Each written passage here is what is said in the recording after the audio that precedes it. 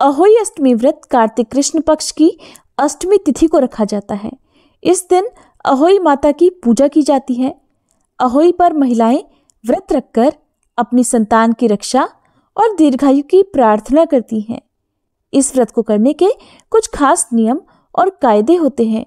व्रत निर्जला रखा जाता है और रात को तारे निकलने के बाद अर्घ देकर इसका पारण किया जाता है। आइए आपको अहोई व्रत का महत्व, नियम और तारे निकलने का समय बताते हैं। नियम और सावधानियां। अहोई माता के व्रत में बिना स्नान किए पूजा अर्चना ना करें। इस दिन महिलाओं को मिट्टी से जुड़े कार्य करने से बचना चाहिए। इस दिन काले, नीले या गहरे रंग के कपड़े बिल्कुल ना पहने। व्रत विधान के अनुसार किसी भी जीव जंतु को चोट ना पहुंचाए और ना ही हरे भरे वृक्षों को तोड़े। अहोई के व्रत में पहले इस्तेमाल की हुई पूजा सामग्री का दोबारा इस्तेमाल ना करें। अहोई अष्टमी 2023 तिथि और समय। साल 2023 में अहोई अष्टमी 5 नवंबर रविवार को मनाई जाएगी।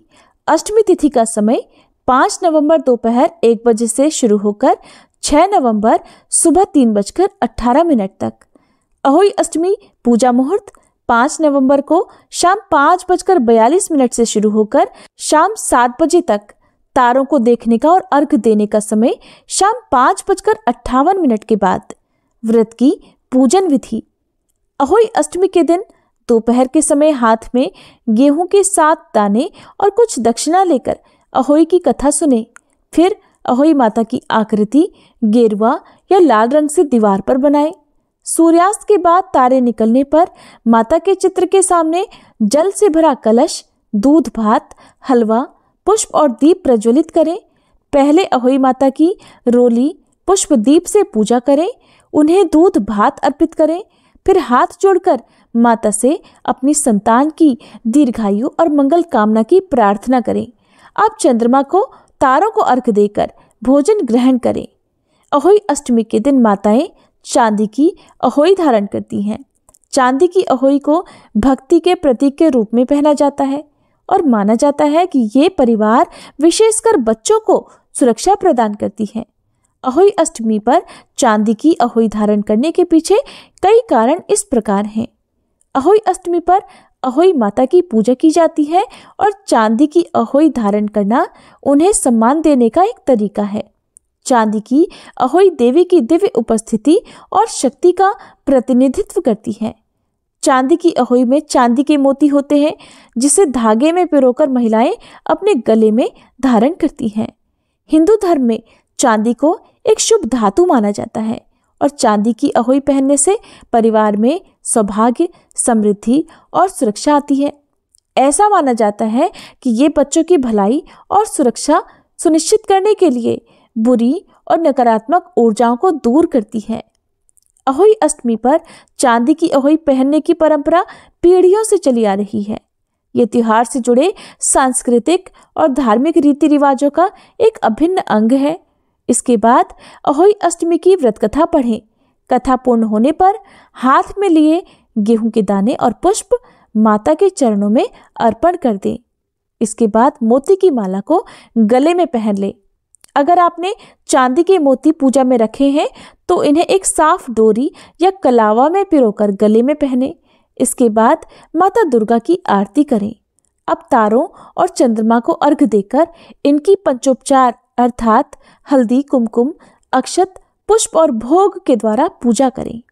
इसके बाद जल ग्रहण करके अपने व्रत का पारण करें। पूजा में रखी गई दक्षिणा अपनी सास या घर की बुजुर्ग महिला को दें। इसके बाद भोजन ग्रहण करें। इस विधि से व्रत करने से अहोई माता प्रसन्न होकर संतान प्राप्ति और उनके मंगलमय जीवन का आशीर्वाद देती हैं। प्राचीन काल में किसी नगर में एक साहूकार रहता था। उसके 7 लड़के थे। दीपावली से पहले साहूकार की पत्नी घर की लीपा पोती करने के लिए मिट्टी लेने खदान में गई और कुदाल से मिट्टी खोदने लगी। उसी जगह एक सेह की मांद भी थी। भूल से उस स्त्री के हाथ से कुदाली सेह के बच्चे को लग गई, जिससे वह सेह का बच्चा उसी क्षण मर गया। ये सब देखकर साहूकार की पत्नी को बहुत दुख हुआ, परंतु अब वह करती भी क्या। तो वह स्त्री पश्चाताप करती हुई अपने घर लौट आई। इस प्रकार कुछ दिन बीतने के बाद उस स्त्री की पहली संतान की मृत्यु हो गई। दुर्भाग्यपूर्ण फिर दूसरी और तीसरी संतान भी देवलोक सिधार गई। ये सिलसिला यही नहीं रुका। 1 वर्ष में उस स्त्री की 7 संतानों की मृत्यु हो गई। इस प्रकार एक एक करके अपनी संतानों की मृत्यु को देखकर साहूकार की पत्नी अत्यंत दुखी रहने लगी। अपनी सभी संतानों को खोने का दुख उसके लिए असहनीय था।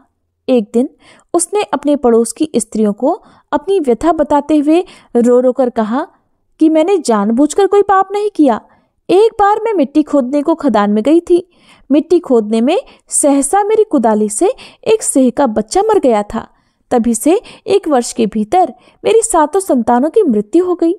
ये सुनकर उन स्त्रियों ने धैर्य देते हुए कहा कि तुमने जो ये बात हम सबको सुनाकर पश्चाताप किया है, इससे तेरा आधा पाप तो नष्ट हो गया।